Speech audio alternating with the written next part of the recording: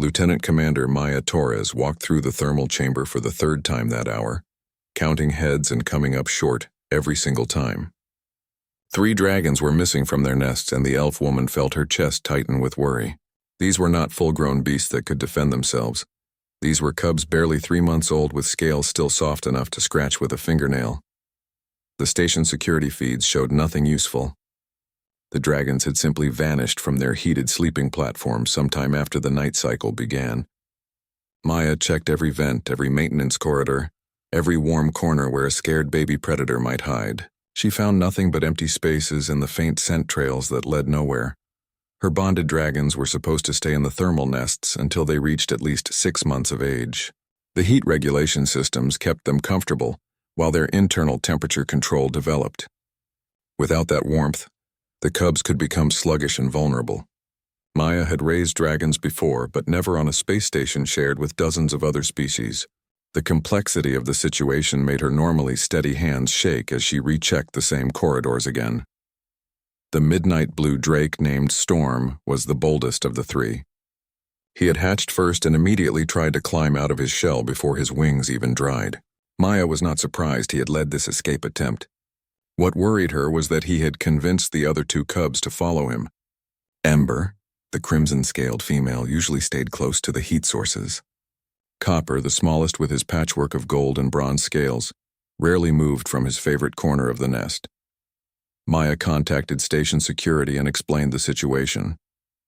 The officer on duty, a human woman named Zara, listened carefully and promised to alert all departments. She did not sound particularly worried, which frustrated Maya. These were apex predators loose on a station with thousands of crew members. The cubs might be small now, but their instincts were still those of hunters. The elf commander expanded her search to the lower decks where the environmental systems generated extra heat. Dragons were drawn to warmth like plants to sunlight. She moved through the engineering section, scanning with her handheld thermal detector. The device picked up dozens of heat signatures, but none with the specific pattern of dragon biology. 2 hours into the search, Maya admitted to herself that she needed help. She returned to the command center and requested access to the full station sensor grid. The night shift coordinator, a patient Centaurian named Vex, pulled up the thermal mapping for the entire facility. Together they searched through layer after layer of data, looking for 3 small heat sources that matched dragon physiology. Nothing appeared on the scans. Maya felt genuine fear beginning to replace her frustration. Could the cubs have gotten into an airlock? Could they have found a way into the cold storage areas where their body temperatures would drop dangerously low? She had heard stories of young dragons freezing when separated from their heat sources. The image of her 3 cubs huddled together somewhere cold made her stomach twist. Vex suggested checking the residential quarters. Many species kept their living spaces warmer than standard station temperature. It was a reasonable idea, and Maya headed toward the crew housing sections with renewed purpose. She started with the elf quarters, thinking perhaps the cubs had tried to find their way back to her personal rooms. The search came up empty. The Centaurian quarters were next, then the Arconian section, then the mixed species housing blocks. Maya knocked on doors and apologized for the late-hour intrusion. Most residents were understanding and allowed her to scan their rooms with the thermal detector. Some had not even been aware that dragons were housed on the station. None had seen her missing cubs. By hour 4, Maya was exhausted and genuinely frightened. She sat in a corridor junction and pulled up the station map on her datapad. There had to be somewhere she had not looked. Some warm corner or hidden space where 3 scared dragon cubs might hide. She traced possible routes with her finger, trying to think like a young predator seeking safety. The human quarters were the last section she had not fully checked. Maya had avoided them initially because humans kept their spaces relatively cool compared to most species. Dragons should not be attracted to those areas. But she was running out of options and desperate enough to try anywhere. She made her way to the human residential deck and immediately noticed the temperature difference. It was cooler here, though not uncomfortably so. The lighting was dimmer too, set to match Earth's night cycle. Maya walked slowly down the corridor, her thermal detector sweeping back and forth. The first few rooms showed normal heat signatures, single humans sleeping in their bunks. The detector registered their presence as steady warm spots in otherwise cool spaces. Maya moved on, checking door after door. She was about to give up on this section entirely when the detector suddenly registered something unusual. 3 distinct heat signatures appeared on the screen, smaller than human-sized, but definitely warmer than the surrounding environment. The pattern matched dragon biology perfectly. Maya felt relief flood through her chest so powerfully she had to steady herself against the wall. She had found them. The signatures were coming from inside 3 different human quarters. Maya frowned at the detector, wondering if she was reading it correctly. Why would the cubs separate into different rooms? Dragons were social creatures who preferred to stay together, especially when young and frightened. She approached the first door and pressed the access request. After a moment, the door slid open and Maya stepped inside carefully. The room was dark except for a small nightlight near the floor. In the bunk against the wall, she could make out the shape of a sleeping human. And there, sprawled directly across the human's chest, was Storm.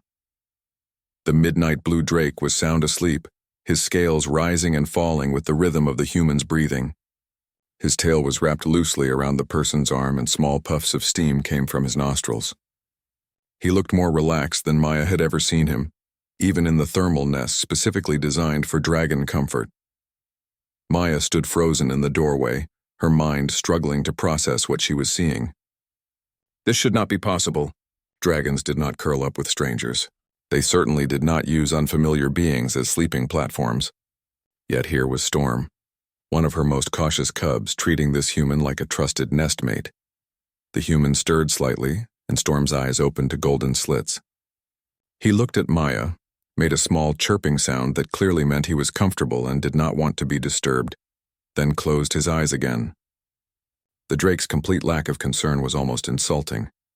Maya backed out of the first quarters slowly, not wanting to disturb Storm or his apparently chosen human companion. Her mind raced with questions that had no immediate answers. She moved to the second door where her detector showed another dragon signature and pressed the access request. This room was slightly warmer than the first. The human inside had adjusted the environmental controls to a temperature that was probably comfortable for sleeping, but much higher than standard settings. Maya wondered if this was coincidence or if the person somehow knew a dragon cub needed extra warmth. She found copper on this human's chest. The small golden bronze drake sprawled out like he owned the space. His wings were spread slightly and his head rested directly over the human's heart. The steady double heartbeat seemed to have put the normally anxious cub into a deep sleep. Maya had never seen Copper so completely relaxed, not even when she held him herself. The human was a young man with dark hair and oil stains on his hands that marked him as an engineer. He slept deeply, undisturbed by the predator using him as a bed. One of his hands rested on Copper's back, fingers curled loosely against the warm scales. The gesture looked protective and gentle at the same time. Maya felt a strange mix of emotions watching the scene. Relief that her cubs were safe mixed with confusion about how this situation had developed. She had trained in dragon handling for years before being allowed to bond with her first beast.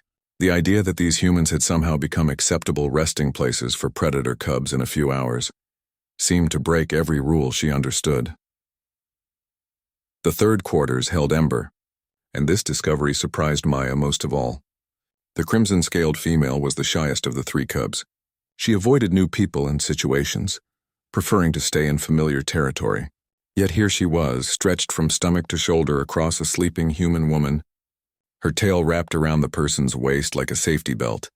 The human was older than the previous 2, probably a senior officer based on the decorations visible on the uniform hanging by the door.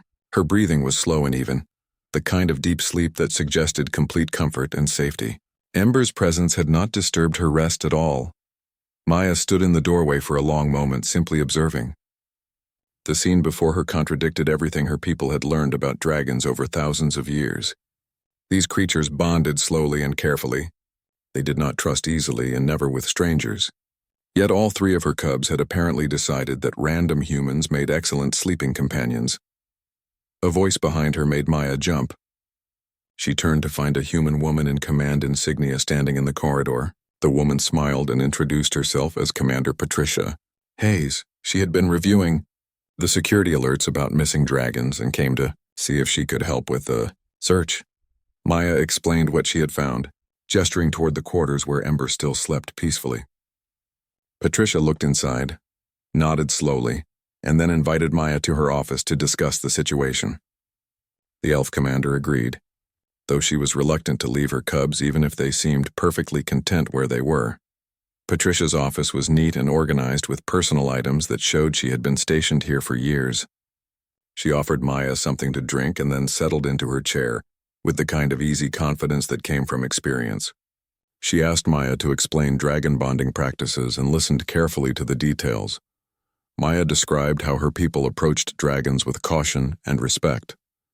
The bonding process took years and required careful attention to the creature's boundaries. Dragons were intelligent enough to remember disrespect and powerful enough to respond with violence if threatened. The relationship between elf and dragon was built on mutual understanding and clear communication. Patricia nodded along and then offered her own perspective. Humans had a different relationship with predators, she explained. Throughout their evolution, they had domesticated or coexisted with dangerous animals. Wolves became dogs. Wildcats became house companions. Even bears and big cats were sometimes raised alongside human children in certain cultures. The human commander pulled up images on her data screen showing Earth animals. Maya saw creatures that looked dangerous and powerful, all interacting peacefully with humans. Patricia explained that her species seemed to have a natural gift for making other creatures feel safe. Something about human behavior or biology put animals at ease. Maya wanted to argue that dragons were not simple animals. They were sentient beings with complex emotions and intelligence that rivaled most spacefaring species. But she could not deny what she had seen with her own eyes. Her cubs had chosen humans as sleeping partners, and they looked happier than she had ever managed to make them. The conversation continued for another hour. Patricia shared stories about human-animal handling practices. Maya described the traditional elf approaches to dragon raising. They found common ground in their shared respect for the creatures, but also identified key differences in methodology. By the time Maya returned to check on her cubs, the station was beginning to shift toward day cycle. She found all 3 dragons still sleeping peacefully with their chosen humans. Storm had not moved at all. Copper had shifted slightly but remained sprawled across his human's chest. Ember had tucked her wings in closer but showed no signs of wanting to leave. Maya made a decision. She would let the cubs sleep where they were comfortable. When they woke naturally, she would retrieve them and return them to the thermal nests. But she would also pay attention to what this experience was teaching her about dragon behavior and human nature. The first human to wake was Zara, the security officer hosting Storm.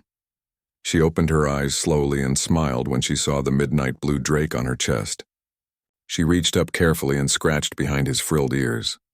Storm responded with a deep purr that vibrated through the air. He clearly had no intention of moving anytime soon. Maya watched from the doorway as Zara and Storm interacted. The human spoke softly to the dragon, telling him he was handsome and well-behaved. Storm preened under the attention, his scales catching the light as he shifted position. When Zara finally sat up, Storm moved with her, climbing onto her shoulder like he belonged there. The security officer noticed Maya and waved her inside. She apologized for not contacting her immediately when Storm appeared in the night. She explained that the drake had seemed tired and scared, and she thought he needed rest more than he needed to be moved.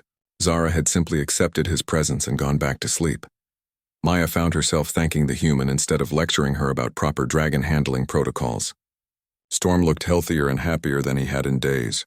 Whatever Zara had done, it worked better than Maya's careful temperature-controlled environment. The engineer hosting Copper woke next. His name was Kyle, and he greeted Maya with friendly confusion. He explained that he woke in the middle of the night to find a small dragon standing on his chest, staring at him. Instead of panicking, Kyle had simply made room and let the creature settle. Copper had fallen asleep within minutes. Maya collected Copper from Kyle's quarters, but the little drake chirped in protest. He kept looking back at the human as if reluctant to leave. Kyle scratched under Copper's chin before letting go, and the dragon immediately calmed. Maya realized with surprise that Copper had formed an attachment in just one night. The medical officer named Lisa was the last to wake, and she proved the most difficult.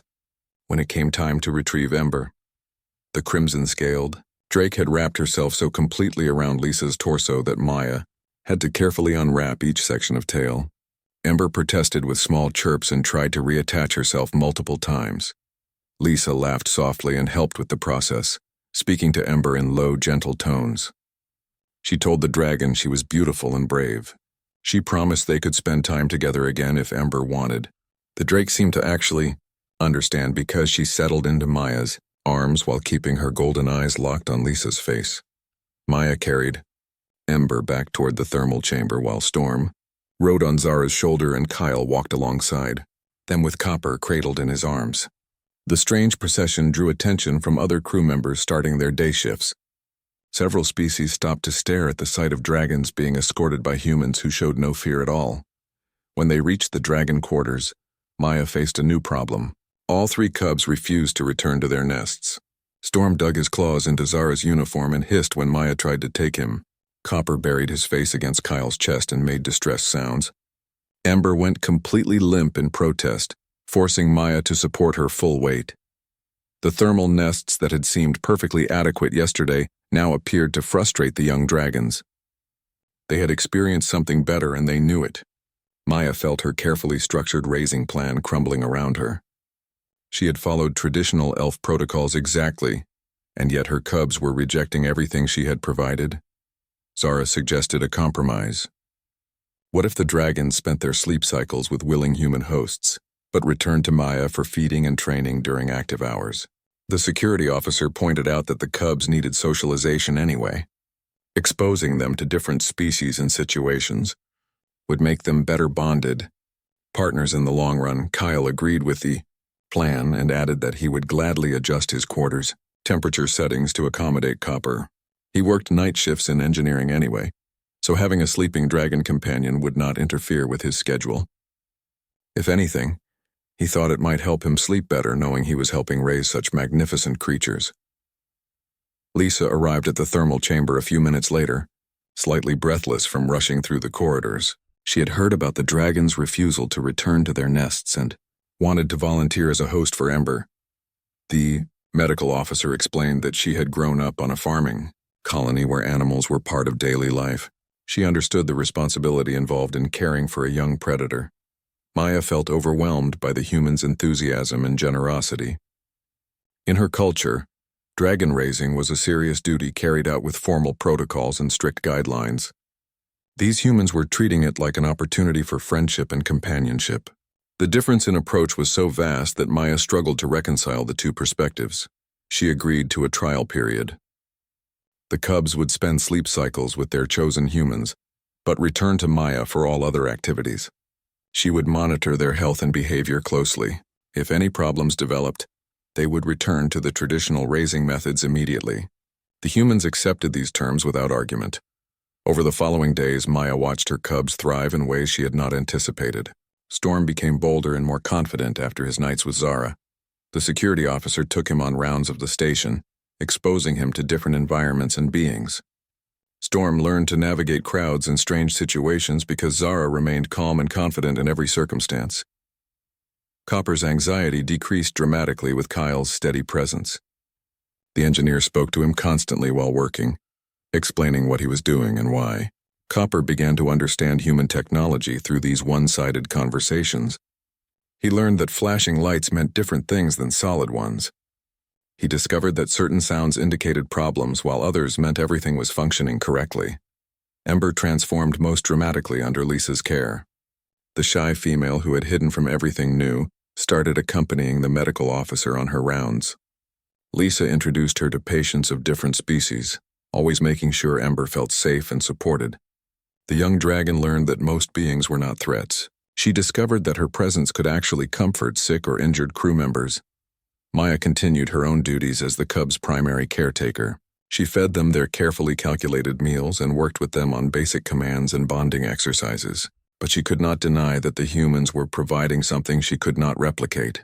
They gave the cubs confidence and social skills that would have taken years to develop through traditional methods. The arrangement also changed how other species viewed both dragons and humans. Seeing the powerful predators behaving gently with human companions made them seem less dangerous. Crew members who had avoided the dragon quarters began asking questions about the cubs. Some even requested permission to interact with them under supervision. Maya found herself becoming an ambassador for dragon-human relations. She explained dragon biology and behavior to curious humans. She taught proper handling techniques and warning signs. The humans absorbed this information quickly and adjusted their interactions accordingly. They showed the same natural talent for learning about dragons that they demonstrated in making the creatures comfortable. One evening, about 2 weeks into the arrangement, Maya was invited to dinner in the human mess hall.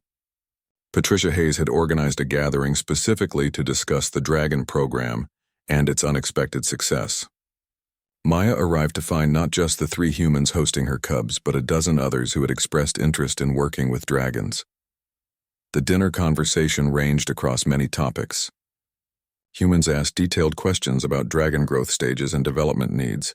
They wanted to know how they could best support the cubs' training. They offered ideas for enrichment activities and socialization opportunities. Their enthusiasm was infectious and genuine. Maya shared stories from her own dragon-raising experience. She explained how her first bonded dragon had taken 3 years to fully trust her. She described the traditional ceremonies and rituals that marked important milestones in a dragon's life. The humans listened with respect, but also asked why certain practices existed and whether they could be adapted or improved. The question made Maya uncomfortable initially. In her culture, tradition was not something to question or modify. Dragon raising followed established protocols because those methods had proven effective over centuries. Suggesting changes felt disrespectful to all the dragon handlers who came before her. But Patricia gently pointed out that all traditions started as innovations. Someone had been the first to try each method that eventually became standard practice. That person probably faced resistance and skepticism from others who preferred older ways. Progress required willingness to test new approaches while respecting the wisdom in existing ones. The conversation shifted Maya's perspective in subtle but important ways. She began to see the human approach not as dismissing tradition but as building upon it. They respected what dragon handlers had learned over centuries, but they were not afraid to add their own observations and methods. The combination of old wisdom and new innovation might create something better than either approach alone. After dinner, Maya walked back to her quarters with Storm riding on her shoulder for the first time in days.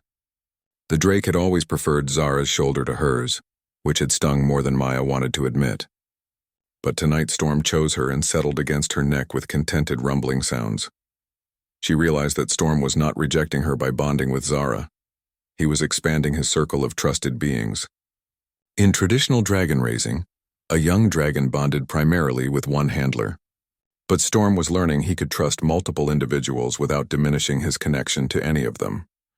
This was a completely different model of dragon socialization. Maya spent that night reviewing old texts about dragon behavior and bonding theory. She found references to wild dragons forming complex social structures with multiple trusted individuals. Young dragons in the wild learned from many adults, not just their parents. The traditional single-handler approach might actually be limiting dragons' natural social development.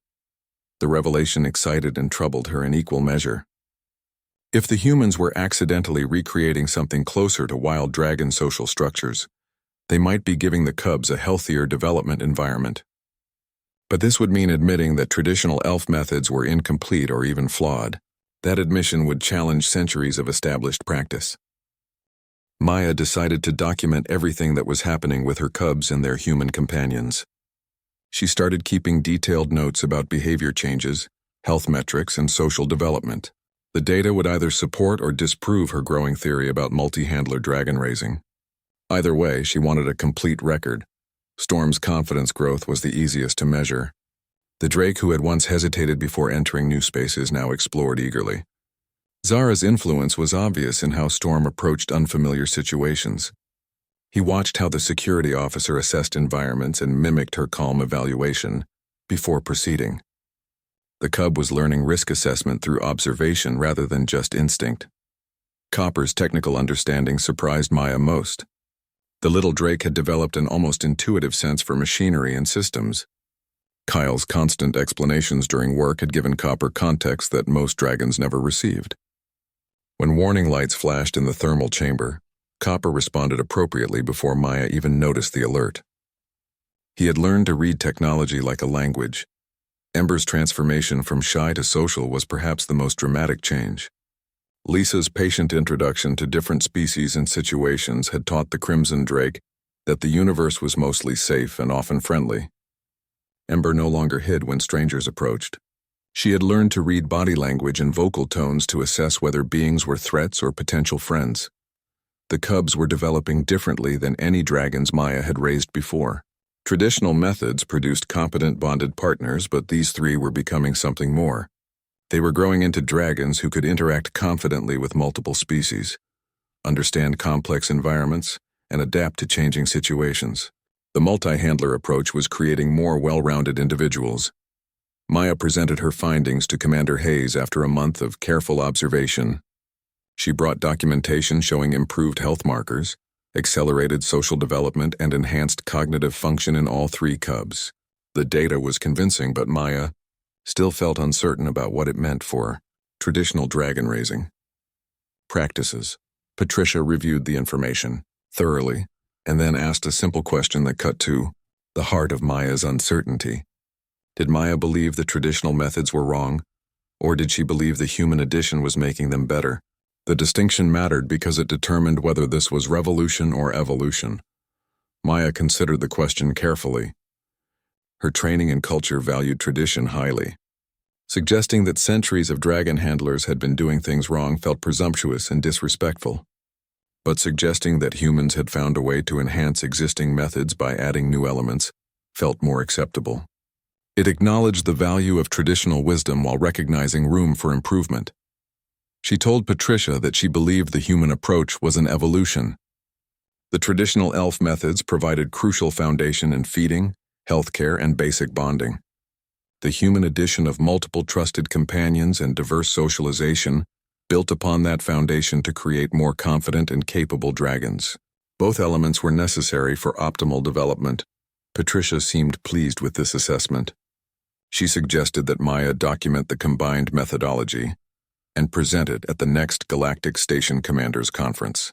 Other species might benefit from understanding how multi-species cooperation could improve outcomes for bonded animals. The presentation could also demonstrate the unique value humans brought to interspecies relations. The idea both excited and terrified Maya.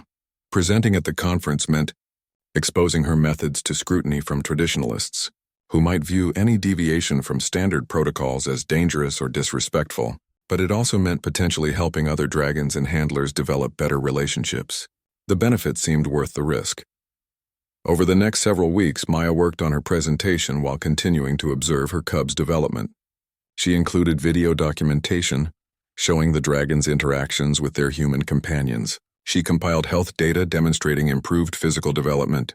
She gathered testimonials from station crew members who had observed the dragon's social progress. The cubs themselves continued to thrive. Storm started accompanying Zara on security patrols outside the station, wearing a specially designed harness that allowed him to experience the external environment safely. His ability to remain calm in the vacuum of space while tethered to Zara's suit impressed everyone who witnessed it. Traditional dragon training did not introduce external environments until dragons reached at least a year old. Copper began helping Kyle with inspections in tight spaces where human hands could not easily reach. The small Drake could slip into access panels and relay information about cable conditions or joint integrity. Kyle taught him specific chirp patterns to indicate different types of damage. They developed a communication system that made engineering work more efficient. Ember discovered a talent for comfort that surprised even Lisa, the medical officer, began bringing her to visit patients who were struggling with pain or anxiety. Ember's warm presence and gentle nature helped people relax. Her purring created a vibration that some species found soothing. She became an unofficial therapy dragon, without any formal training in the role. Maya watched these developments with mixed pride and bewilderment. Her cubs were exceeding every expectation, but in ways she had never anticipated. They were not just bonded companions. They were becoming integrated members of the station community with unique roles and relationships. This was completely different from traditional dragon partnerships where the dragon served primarily as a mount or guard for their single handler. The day of the conference presentation arrived faster than Maya expected. She traveled to the central station where commanders from across the galaxy gathered to discuss operational challenges and innovations. Her presentation was scheduled for the afternoon session on interspecies cooperation. She spent the morning reviewing her notes and trying to calm her nerves. When her turn came, Maya walked to the presentation platform with Storm on her shoulder. She had asked Zara if she could borrow the Drake for the day, and the security officer had agreed immediately. Having Storm present would help demonstrate the points Maya wanted to make about dragon confidence and social development. The audience included elf commanders who had trained under the same traditional methods Maya learned. She saw their expressions shift from interest to skepticism when she began describing the human involvement in her cub's raising. Several exchanged glances that clearly communicated doubt about what they were hearing. Maya pressed forward with her presentation, showing the video documentation and health data. She explained the theoretical basis for multi-handler raising and how it might better reflect wild dragon social structures. She acknowledged the value of traditional methods while suggesting that human contributions enhanced rather than replaced those foundations. The question period that followed was challenging. One elf commander asked pointedly whether Maya was suggesting that thousands of years of dragon handling expertise was inadequate. Another questioned whether the cub's apparent success might just be individual personality traits, rather than results of the new methodology. A third wondered if exposure to multiple handlers might actually confuse dragons about their primary bonds. Maya answered each question as honestly as she could.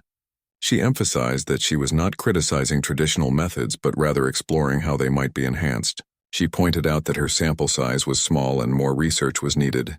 She acknowledged that some of the cubs' development might be due to individual temperament, but argued that the consistent patterns across all three dragons suggested the methodology played a significant role. Then Patricia Hayes stood up from the audience. The human commander had attended the conference to support Maya's presentation. She offered a perspective that shifted the room's energy. Humans did not have thousands of years of dragon handling tradition, but they did have extensive experience integrating with other species' practices. Perhaps their value was not in replacing existing methods, but in offering fresh perspectives that could reveal hidden possibilities. Patricia pointed out that every species brought unique strengths to interspecies cooperation. Elves had deep knowledge of dragon biology and behavior. Humans had natural talent for making creatures feel safe and building trust quickly. Combining these strengths created something neither species could achieve alone. That was the real lesson in Maya's presentation, the power of cooperative innovation. The shift in framing seemed to ease some of the tension in the room. When Patricia sat down, several other commanders raised their hands with questions that sounded more curious than challenging. They wanted to know specific details about how the human handlers interacted with the cubs. They asked about protocols for introducing multiple handlers safely. They inquired whether this approach might work with other bonded species besides dragons. Maya spent another hour answering questions and discussing possibilities with interested commanders. By the end of the session, 3 other stations had expressed interest in trying modified versions of the multi-handler approach with their own bonded animals. 2 research institutes requested copies of her documentation for. Maya returned to the station feeling accomplished but exhausted. The conference had gone better than expected, but defending her methods to skeptical traditionalists had drained her energy. Storm had performed perfectly during the presentation, demonstrating exactly the kind of confidence and social ease that Maya had been trying to describe. His presence had made her arguments more convincing than words alone could achieve. Zara met them at the docking port with Copper and Kyle close behind.